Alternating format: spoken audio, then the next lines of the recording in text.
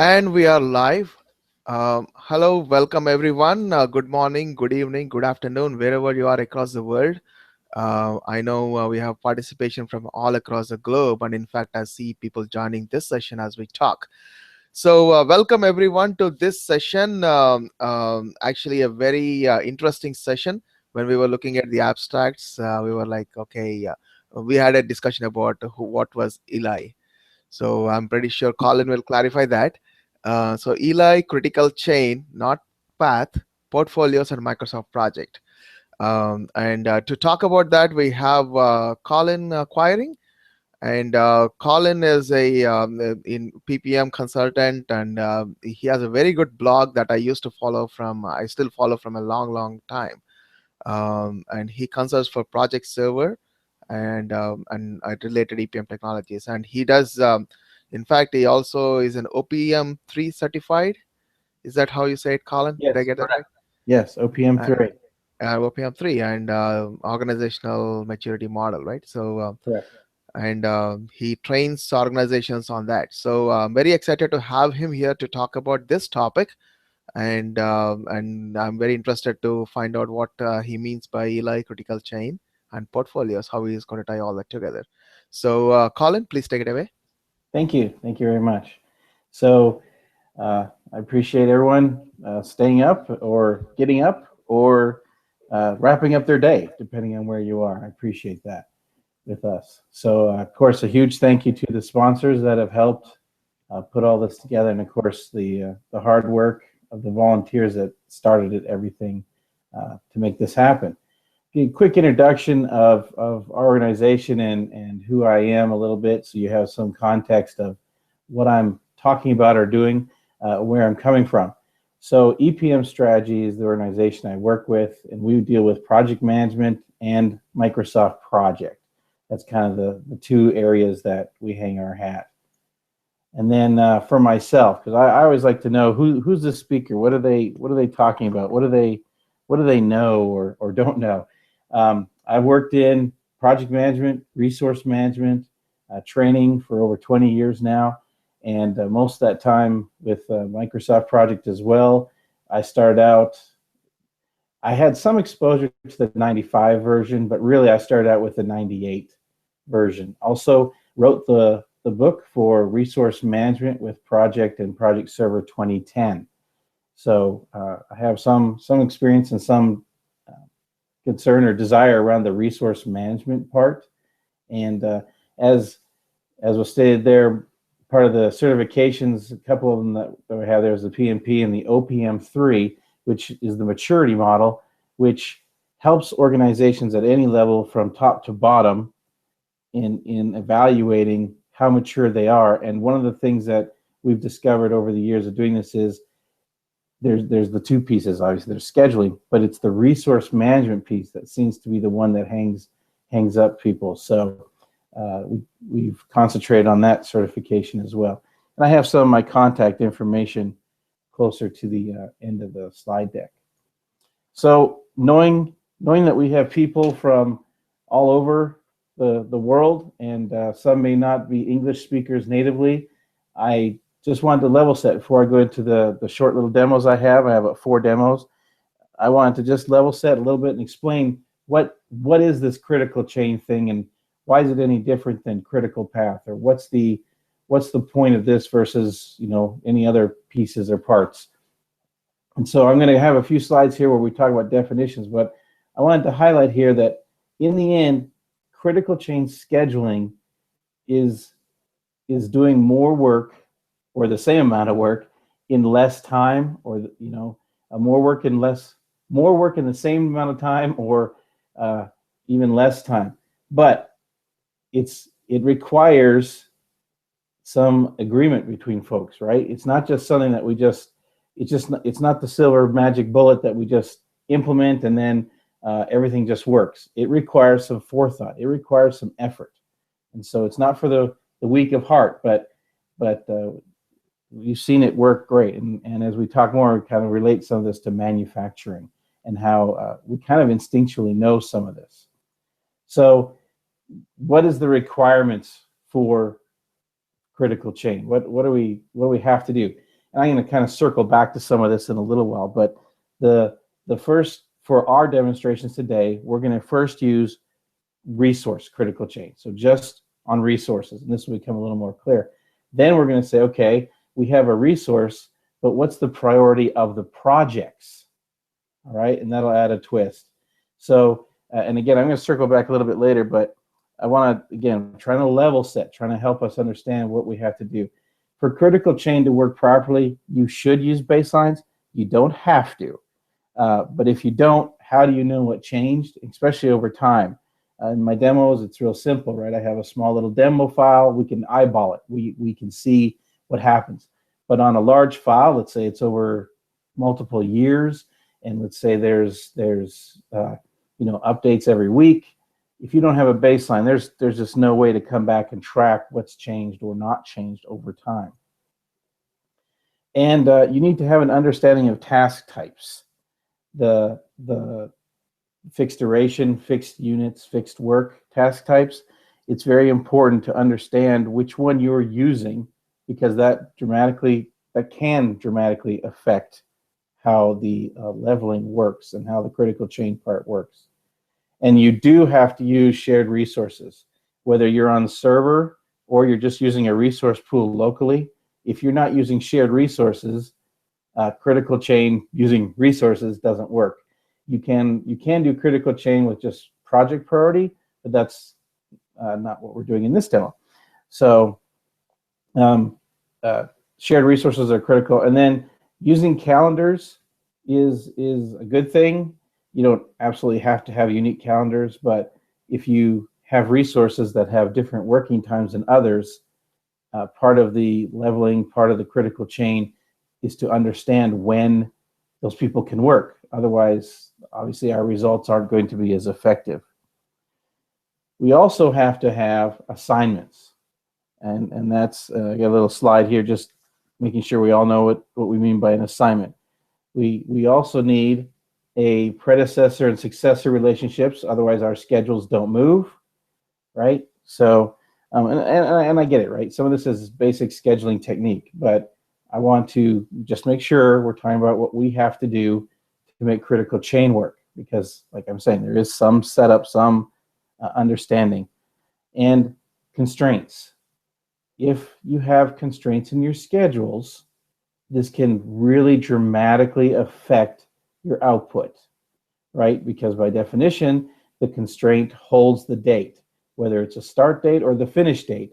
And when you try to run the critical chain against resources or priority, a constraint does what it's supposed to do, and it just stops things from moving, or it creates havoc elsewhere. And you can actually end up in illogical loops where you have something you're trying to change, but then the constraint holds it here, but then you have a priority that moves it, tries to move it, and then you end up with these weird loops. Another critical thing to have is a regular update cycle. We have to have some regular methodology to update our schedules, and it has to be for everybody. This isn't just for one schedule or for one or two people. This is for for all the resources that we're trying to use in critical chain. So, in this presentation and in my mind, I'm thinking about an organization here, right? The entire organization. So that's why I'm saying a regular update cycle for everybody, because I'm thinking of it on the full portfolio scale. Because part of the update cycle is we have to have current and relevant data. Otherwise, what's the point? You might as well just be using Excel or Notepad or some other tool that can just have random information in it that's static. So just a couple definitions. I'm sure you all know these, but just to make sure, again, level setting where we're at. These are from the PMBOK. Is the organizational project management includes project management, program management, and then portfolio management. So what we're talking about here is mostly the portfolio management, right? I'm looking at the entire thing. Now, you can use critical chain inside of a program or inside of a project. But for what I'm talking about here and what we're going to demo here, we're going to do 4 projects, which is my entire portfolio. So just to highlight which one we're doing. And then I'm again, probably most of you know what this is, but I just want to cover it to make sure we know. An assignment is when we put a resource on a task, because I'm leveling the resources in my critical chain. So they have to be on a task, otherwise they won't move. All right. So that's some of the basics. Now let's get into some of the definitions of that are a little more specific. Some of the theory, and part of why, again, I want to show the theory and then give you an understanding before we just start clicking on things in project. And we found over the years that with our clients, everyone wants to go right to the tool, right? Everyone wants to click on things, but if you don't understand the theory of why is it doing that, it kind of doesn't matter. Like if you play soccer, you have a coach, right? And you may not even see the soccer ball on a team for the first month, maybe first couple of weeks. They're going to have you do running and drills and all kinds of things, and that's kind of what this is about. So that's why we're covering some of this. So the buffer, I just want to, again, out of PMBOK 5, the buffer is usually when someone just adds some time, right? We just add a little bit of reserve time to our task, to our schedule. Well, in critical chain, the buffer is essential. Understanding the buffer is critical. And we're going to cover this next sentence here, that people usually buffer their time on each task. And I got a couple diagrams here of what that looks like. But in critical chain, we buffer the entire project. So this is a little bit different of a mindset to have right out of the gate, is because we want, my first slide said, if we're going to do faster, shorter time periods for the same amount or more work, we have to know where our schedules sit. Well, one of the ways we do that is we get rid of the buffer from each and every task. But bear with me. A lot of people say, well, then now we're causing ourselves some pain here because we've taken all the buffer out and we have other things that we have to do, which is multitasking, right? So multitasking is taken into account and is actually reduced and or totally eliminated when we're talking about critical chain. And that's why part of this is we all have to be in agreement. We all have to be in management. We all have to have management agreement, right? Because normally what happens is we just consider multitasking as part of our routine business, right? We just say, well, this is the way we do things here. This is the way it works. We always work on 4, 5, 6, 10 things at a time. But as my diagram here in a second will show, that actually slows us down. And there's all kinds of studies, and I don't have them referenced here, but there's all sorts of studies about multitasking and how there's I think they call it switching time. It takes time for your brain to go back and forth between all these things. Think about I like an example of, if we're printing T-shirts, we're printing logos on T-shirts. Okay, we have one little machine there in the back of our little print shop, and we're printing logos. Well, if someone orders 100 T-shirts, we don't do 30, 40, 50 and stop and then go to the next customer and do 30, 40, 50 and stop and go back to the first customer, right? We know that there's time. The machine takes time to reset. It's faster just to finish. So, we kind of instinctually know this, but we all do it in the business side, right? So here's an example. My next couple screenshots, and this comes. I changed some of the naming here, but this comes right out of the Eli Goldratt book, which we're going to be referring to in a little bit more here in just a second. But my little example here, we've got 3 projects, and each with a task, right? Project 1, task 1, project 2, task 2, project 3, task 3. And each task takes 10 days to complete. So the total time, there's just one person doing these 3 tasks on 3 different projects, okay? So the total time it takes to do these 3 is 30 days. So that's how it looks right there, right? Very simple. They do task 1 on project 1, then they finish, then they go do task 2 on project 2, and they finish, and then project 3, task 3. And it takes 30 days, okay? So pretty straightforward. This is the key here, it takes 10 days from each task All right. But what if this is in order of priority? What if this is the correct way? That project one is the most important and they're supposed to do it first. Project two is the second most, and project three is the third most, right? Well, in the scheduling and priority of life, this would be the ideal way. But here's what happens in the real world, right? Is we get to this point where we say, well, we got to work on each project. They're all very important. Let's do them all. And so we keep multitasking our resource. So now, just to make my example and my math easy, let's just cut it in half, right? Let's say it takes 5 days for each task. They spend 5 days. It still takes 10 days for each task, but look what happens. On project one, task one, they start here on time, right? But then they multitask. They do project two, then they do project three, and look where it ends. It takes 20 days to do project one, task one. We've doubled the amount of time, right, for each task. Now, in the end, we still have the same 30 days, right? We haven't made the overall any better or worse, but look what's happened is we've moved these back. We've doubled project one and task one finish dates. And we started project three, task three earlier, but we sure didn't finish it any earlier. So we need to be thinking about this. And again, what if project one and project two were in order of priority? And that's so often what happens in the real world, right? Is we're told, well, this is a priority, get started. And we're all so excited that we started that we don't think about the fact that it took that much longer to finish because, well, we started it, so now we're accomplishing something, right? So, but it takes twice as long to finish. So in my little example's got 3 tasks, right? 3 projects. But what if we had more projects and it takes more time for each task? So what do we end up doing? We end up adding that buffer time, right? We end up adding that additional time because here's the resource. They see this. They see this instinctually. They say, well, you're going to have me work on 3 projects in this 30-day period. And so they automatically start giving you how long is this going to take to finish? And they start saying 20, 25, 30 days per task. And then suddenly we're drawing these long schedules, right?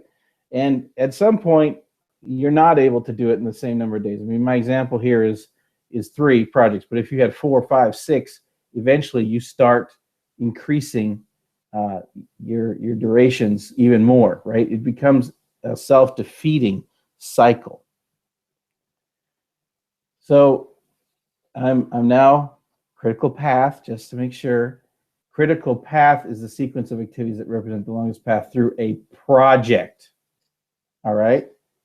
And that's why in the title, we're talking about this is not about critical path, this is about critical chain, right? Because critical chain isn't through a project, it's through all the projects. And that's the big change.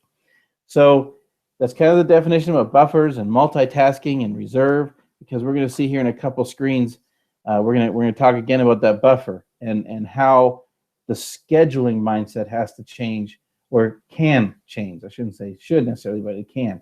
So we talked about this a little bit before, but critical chain is based on the theory of constraints, and it's about the whole project, not just an individual task. All right. And this is, again, straight out of Eli Goldratt's critical theory of constraints. He has two books out there, and they're both, talk about the same concept. And here's the 4 main principles of the book. We identify the constraints, right? What's holding us back? In our case here, in our examples, we're going to use resources. And then we decide to exploit those constraints or to subordinate everything to those constraints. So here's the example. If we have, let's say, a schedule with task A, B, C, D, whatever. But if task B can only produce 10 units in a time period, and task A is feeding task B, we either have to slow down task A or we have to fix task B, right? We either subordinate A by making it go slower, or we try and figure out how to increase B. right? To make it do more. I mean, if A is producing 20 units in a time period, it's going to end up with, you're going to have extra inventory sitting in front of it, right? So that's what it means to exploit the constraint or subordinate everything to the constraint. And we're going to tie this to our resources here in a moment, because one of the problems that we tend to have, and this is kind of consistent everywhere I've ever seen, is we tend to say we have unlimited availability for everybody and they're all going to multitask. Well, we're not doing very good at exploiting or subordinating in that case, are we? We're just throwing stuff at the wall and hoping it sticks. And then once we've decided how we're going to exploit or subordinate, then we can elevate that system constraint. We can fix it, and we can start over. Maybe if we had 10 tasks, A through G or H, whatever it is, and we fix B, maybe we find out the next problem is task E or F, right? Or even maybe it's A. We can't get inputs fast enough. So the critical chain is all about these four things: the identify, exploit, subordinate, and then elevate. All right. So for us, what critical chain does is it moves that buffer. We're going to talk about this in a second. And again, I just want to hammer this home that this has to be management decision. Project managers have to understand, and the team members, the people working on these tasks, have to understand what this means. And again, we talked about some of these: common resource pool, project prioritization. And I say must there. I guess you don't absolutely have to have project prioritization, but I'll show you in the demo here in a second what the difference makes. And then you might need resources, right? Certain resources may have a higher priority. Certain tasks may have a higher priority. Now, again, we talked about this earlier: scheduling requirements, regular, consistent updates. Everything has to be the same. No buffers in each task, which we're going to cover more in a second. And this can work with fixed duration, but it's much better with fixed work. Fixed duration will give you a statistically correct result. It may not be as precise as you would like. All right. So now we're kind of getting into the meat of Eli's theory here and how it works in Microsoft Project. So in normal scheduling, we buffer every task, right? People come along and they say, okay, it's going to take me 20 days, right? We were talking earlier. And so you have the schedule here. In my example, I've got 5 tasks, and every task, everybody puts in their information and says, this is how long it's going to take. And what are they doing? They're doing like we talked about earlier. They're looking at that 20 days that they think it's going to take for a task, and they're putting that in. That's why they're not telling you 10 days, because they don't believe that you're going to give them just one task at a time. They know you're going to give them 2 or 3 or 4 or 5 or 50. And so they're looking at that and they're saying, okay, fine, I'm going to take this much extra time. So here's one of my favorite quotes from the books: is a delay in one step is passed in full to the next step, but an advance in one step is usually wasted. So what that means is, let's say task 2 here, let's say they could do it in half that time, right? Let's say they could do that in 5, or as our example earlier, in 10 days, but instead they're multitasking. So what's happening is they're filling all this up as their own little buffer, right? They're saying, hey, this is my buffer time. I'm doing this to protect myself. And we can't blame them, because we're doing it to them as scheduling, right? We're dropping multiple projects, and so they're saying that's why it takes so long. But so what happens is, then what this quote talks about is if they're delayed, right? If something does happen and this starts to move this way, right? It starts to go later. Well, what happens? All the other tasks start to move to the right, right? They all start going later. They all start going that way, right? Well, but if they're done early, well, the schedule still says it's here, and unless we're really doing well in our update cycle, we tend to just let it sit there. Now, if they're done early, and we do move it up, now you've got this person in task 3 say, well, I can't do it. You now added a task for me in my multitasking, and and now they're going to want more time, right? Because we just added a task in that time period for that person. And this is part of the normal process, right? Is we pass on our delays to the next guy. So it's always, if you're the last person in a schedule, you're always right. You're always trying to make up time, right? So here's the big thing about critical chain is we move that buffer. We move it from each task and we move it to the project. So, and this is part of why it becomes critical for management and everyone to understand what we're doing, right? Because we have the same schedule length. I mean, my diagram here might not be perfectly aligned, but pretend it is. Let's say this takes a year for this first one. We still say it takes a year. But what we've done is, from our example earlier, is we take out that buffer from this task here. We take it out entirely. And we just say, okay, here's how long that task takes now, right? This is how long it should take.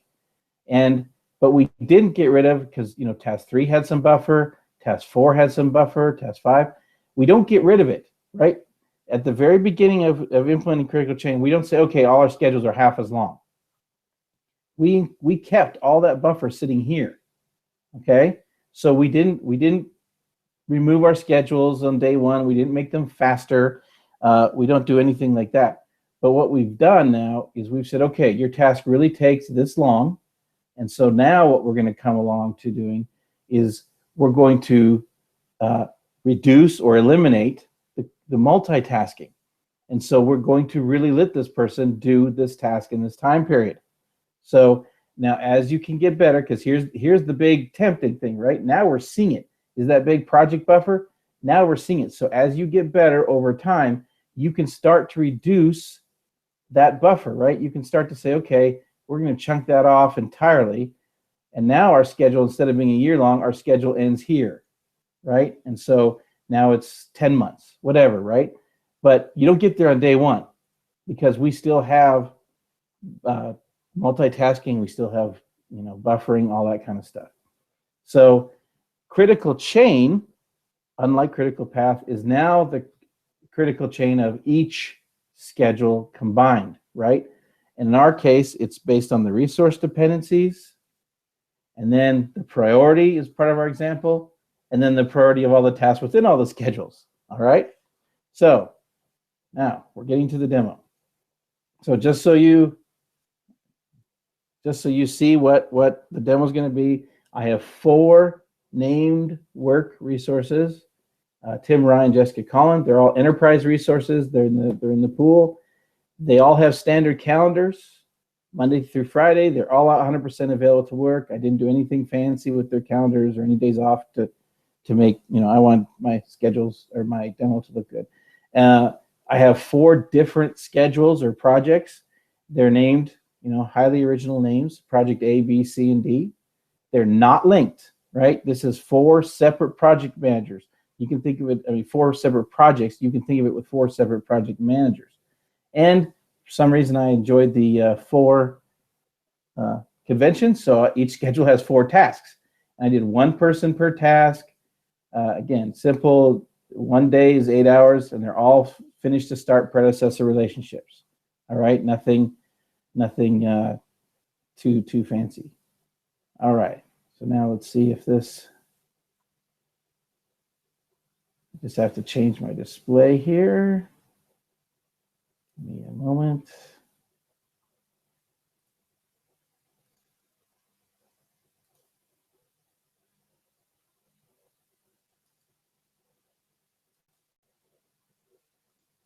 There we go.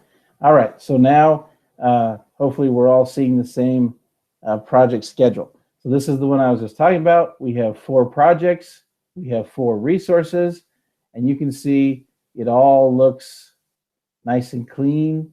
And here's our problem, right? If we have 4 different schedules, each of these people is going to be saying, hey, I'm overworked. I'm over 100% capacity, right? And project is telling that to us. It's telling us, we got the little red icon over here on the left that, yeah, these tasks are overworked, over allocated. We can't We can't do it. We've got to fix something. Well, so this is where we take out, this is why we take out the buffer, is because we say, okay, if task A really is a day, task L really is a day, right? All these tasks on all these projects, what we'd end up doing is we come in here, and I'm going to show the setup here in a little bit, but if we just did critical chain scheduling and we just moved everybody, I want to show real quick, I hit the button twice there, I know, but the total to do these schedules is 4 days. So we have each project manager thinking that they're going to get their stuff done in 4 days.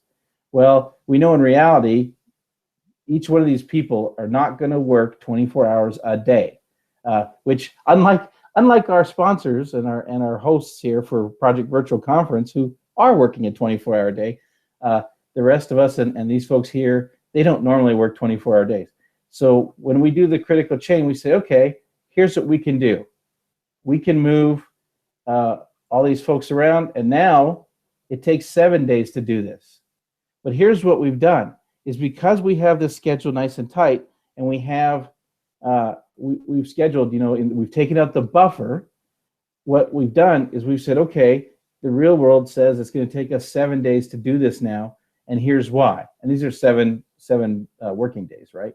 But it leveled out, it moved these people. So now basically we did this all based on Tim, and so it all moved out to the right. And so, we now have the last task finishing 7 days from now.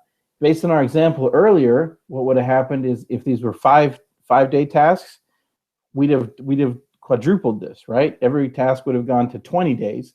We have 4 tasks here. That would have gone from a 30-day to about 90 days because we'd have moved 4 different resources. All right, so it changes. Now here's one of the things that we were talking about a moment ago was, okay, what about when we have, that's just based on resources alone. So now let me change it to have, okay, what if I've got, this is the next project, and I'm just getting rid of the dates there. Same 4 resources, same thing, 1 day. So I've reset. This is the second demo. I've reset my file, but here's the change. This time, I'm talking about project priority. All right. So now what we can do is we can say, okay, in that first example, we just took base purely on the resources, and we just moved people where they could next work. Okay, but what we didn't evaluate was what's the priority of these projects.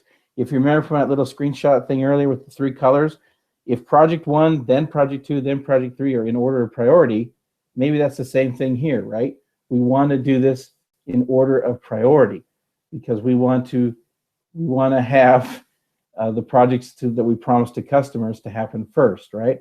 Now, as a quick reminder, in Microsoft Project, the higher number is the higher priority. So project D has a 900, okay, and all my tasks are 900. So this is the highest priority project. The 100, closer to 0, is the lowest priority. And then project A is left at the default of 500. Project B is at 250, all right? Now, if you're using portfolio analysis and you're using the drivers, this might, depending on how you choose it, the priority system might be a little different, but I highly recommend using the drivers and the portfolio analysis. It tries to objectify something that's subjective, and so it actually is quite helpful.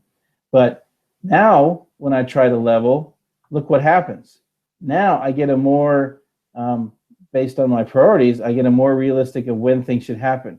Instead of it just going down in order of assignment, now it moved project D to be the first thing for Tim to do, right? Notice it's still 7 days.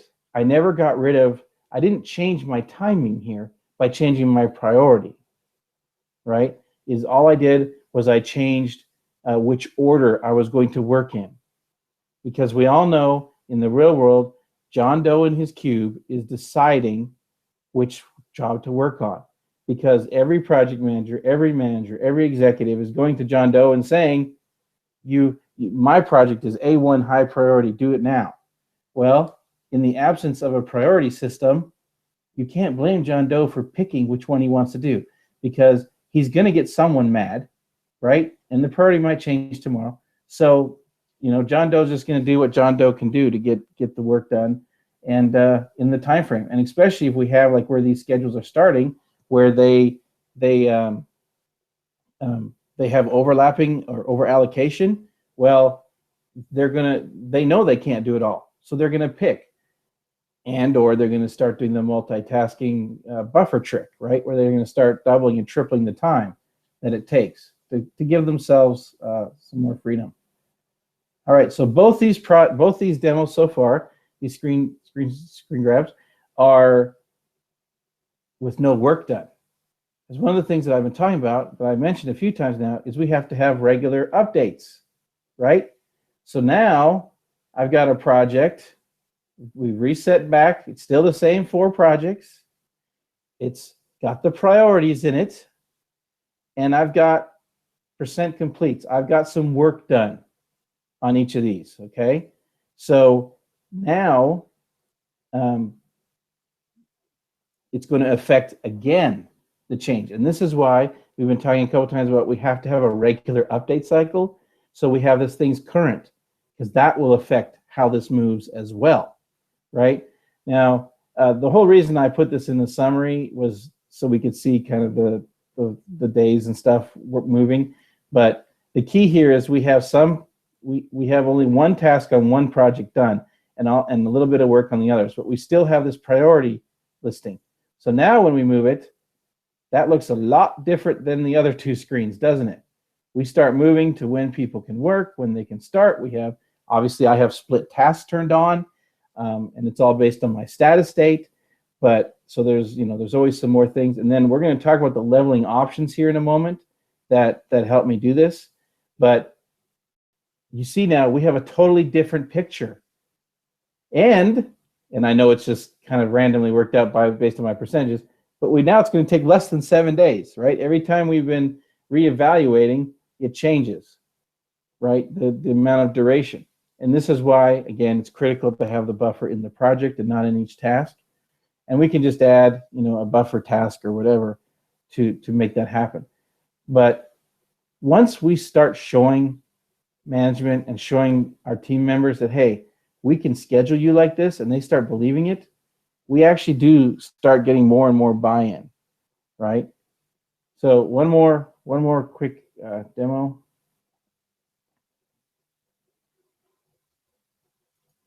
All right, we're level set again. We're back to everything being even. And this time I'm only going to do one resource, right? So I've gone back to my very beginning set where everything's back to the same priority. No work has been done. But up to now, I've been saying, okay, do it for everybody. But what happens if we have one resource that's, I don't want to say more important, but one resource that we have to level by, right? Maybe this resource is going on vacation, or is quitting the company, or is reassigned to another department, or whatever, and we still want them to do some work. Well, we have this option up here to level a single resource instead of everybody. And so I'm going to pick just leveling Tim. All right. So what it did is it moved Tim. Okay. It moved when Tim can work. And by default, it moved everybody else. So that example is, well, you're kind of like, well, that looks the same as the very first demo where everything moves. What if, let's pick the middle one here, right? The Colin, he's kind of in the middle of the work. So what if we just level Colin? Well, now look, we still are saying Tim is overworked, but we've moved where Colin, so now Colin's not overworked, and because of my nice clean schedule, Jessica and Ryan are no longer overworked either because of the way it overlapped. But so this is another critical point, is understanding if we're leveling everybody or one person and how that affects our schedule. So these are just 4 little quick screenshots of how this worked. And So now I want to go back and I want to explain a little bit about how the setup worked to make this happen. So I'm going to switch back to this. There we go. All right, I have some screenshots here of what we just did, which just that was for my risk in case something bad happened to my project file or to project. So how did we get all that to work, right? First, we had the philosophy, okay? We had the business philosophy of we're going to move the buffer from each and individual task into the project. Then we said, okay, now we're going to use critical chain mindset, and we're going to about resources.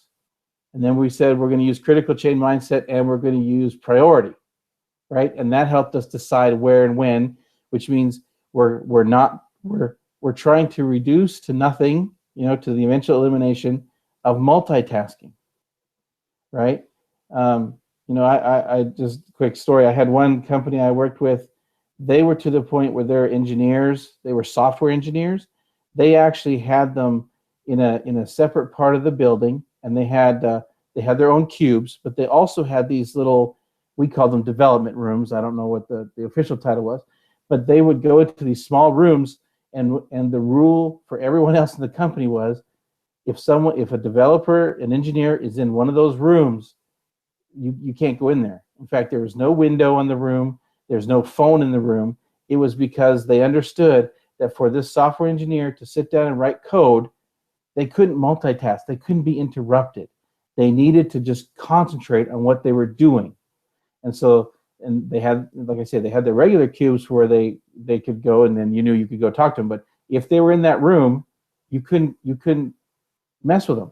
And that was because the company understood they don't multitask. You don't write 20, 30, 300 lines of code and then just stop, go do something else, and then come back to it, right? It takes too much concentration and thought.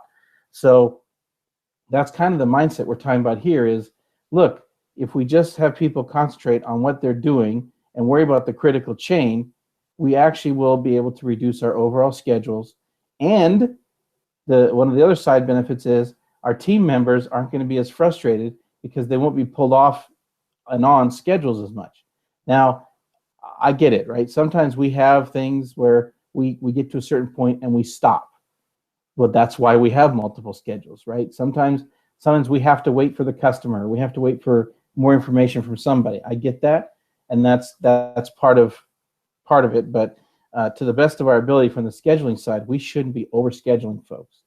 So now let's talk about that's kind of the theory, right? And I showed you kind of how it works in project, but there's some options in project, and in project it's the leveling options.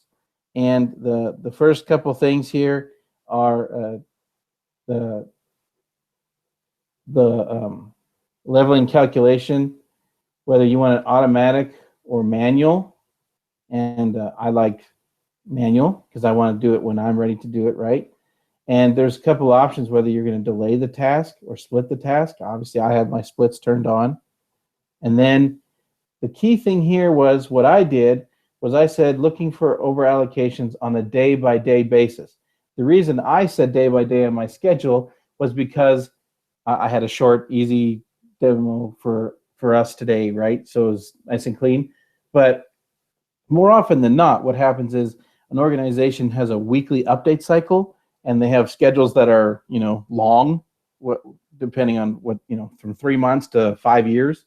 So it's more common actually to have that week by week and try to just move schedules by week instead of day. Again, for my example, day made sense, but week by week is probably more common. But if we had selected week by week, nothing would have moved because all of our tasks were in the same week. In fact, when you look at it as a weekly basis on my demo, they're not over allocated. I only had 4 projects for 4 days, 4 tasks for 4 days on those assignments. So I wouldn't have had overwork, right? And then this is what happens when you select level all, is it figures out which method you're using, day by day or week by week.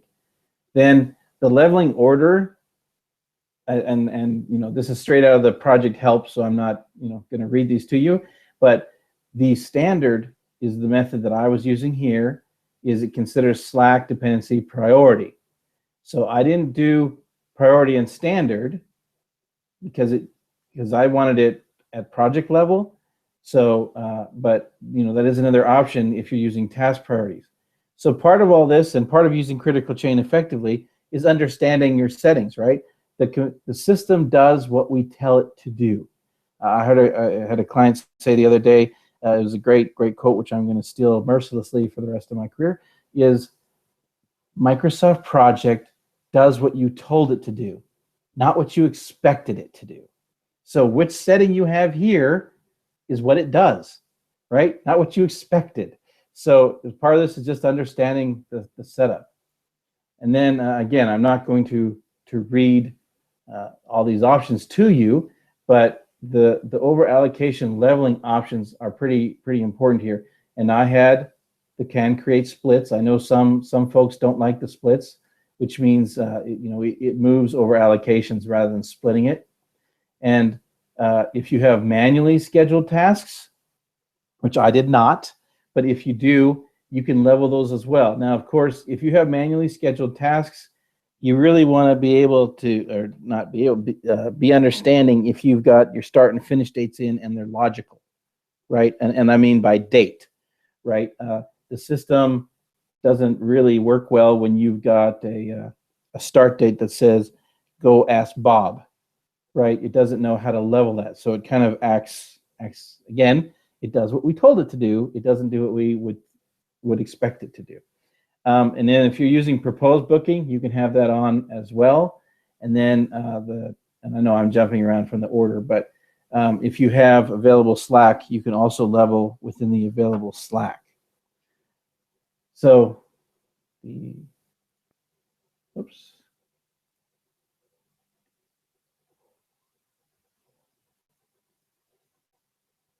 Okay, I thought I had a little bit more, but I guess that's the end of that slide. I was thinking I had one more slide. I intentionally left a few minutes here. I will give you, there's my information, and I've left a few minutes here for any questions or thoughts that you may have.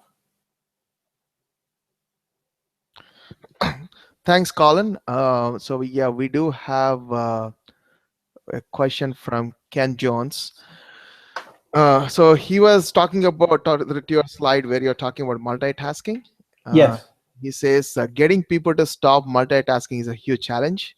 absolutely. Just sit in a restaurant and look at all the texting. How do you really sell this to organizations? Okay, so the way we've really showed it to folks is it's both end. It's the top down and the bottom up, right? Is you have to convince the people down low, the team members, that hey, wouldn't it be nice if you could just work on one thing for 1, 2, 3, 4, 20 days, whatever it is. But it's also management is probably more so. Okay, you teach the folks down low, the team members, because they are the ones doing the work, right? And they're the ones feeling the pain. But you also teach the executives and say, look, you can have a shorter schedule overall. Not on day one. This isn't we just go in and we cut everyone's time by 10% and call it good. But we say, look, if you cut the buffer and you actually hold their times, right? You actually respect those times, and then that will overall help you out. And of course, the executive team normally they care about cost, money, profit, and so that's where you talk about, look, you can have lower cost, potentially higher profits. I mean, what's it worth to get to market a month earlier than your competitor, or 2, 3, 4 months? And it can be done. I mean, we've seen with clients, and we've helped them with this mindset, and we've seen them cut their delivery times by months on like 1, 2, 3 year schedules, and yet their overall, for their facilities, their overall production doesn't go down. We just moved when work occurs. And we actually have a diagram we like to show of where if you took every schedule, like you go to like the project center and you see the the today line, and you say, look, there's 25, 30 projects that are being worked on right now by all these different people. They're all multitasking. What happens if we shorten this and so people are working on 3 or 4 instead of 20 at a time, right? And so it's not easy. I agree. I understand that. And people are used to multitasking now because it's kind of the way we're doing it. But it is a mind shift. But once folks start to understand and see, and of course, once they start delivering things a little bit faster, management starts to understand that, yeah, this might actually work. All right, fantastic. So let me see if there are any other questions. And looks like some questions are coming in. Okay. Um, and I, and people like the idea of focus rooms. I think that helps a lot Mm-hmm. in focusing on work. So just on that point, Colin, where multitasking affects your performance, one of my previous clients used to call it cost of change. There you go. So you change from one task to another, and there's a cost to it, and are you willing to pay that cost? Exactly. So okay, I see people typing in, so I'm just waiting for the question. But overall, thank you very much for your time, Colin. This was a very informative presentation. Thank you. So we do have some more time, so I'll wait here. Yeah, I'm happy to stay on. Okay.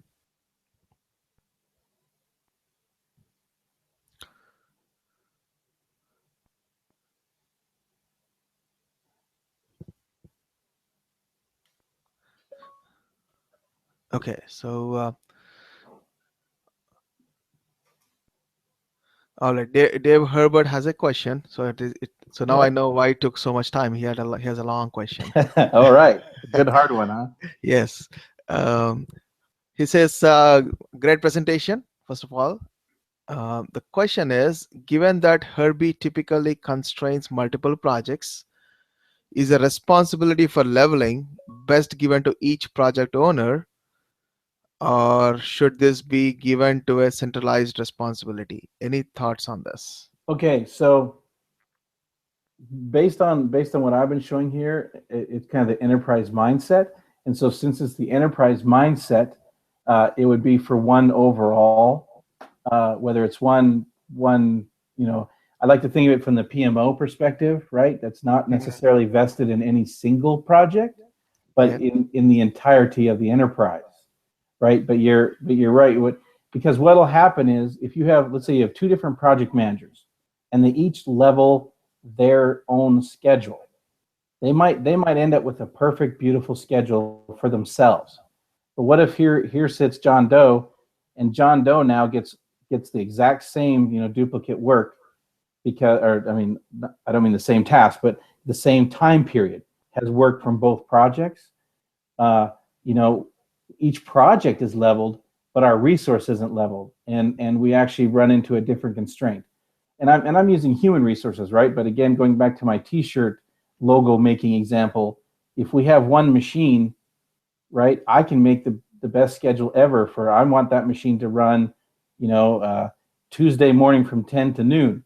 Well, another project manager might say, well, I want that machine to run from 11 to 1, and we both have great looking schedules, and then we go out to the machine, and we're both standing there trying to get our work done, right? But it's over capacity.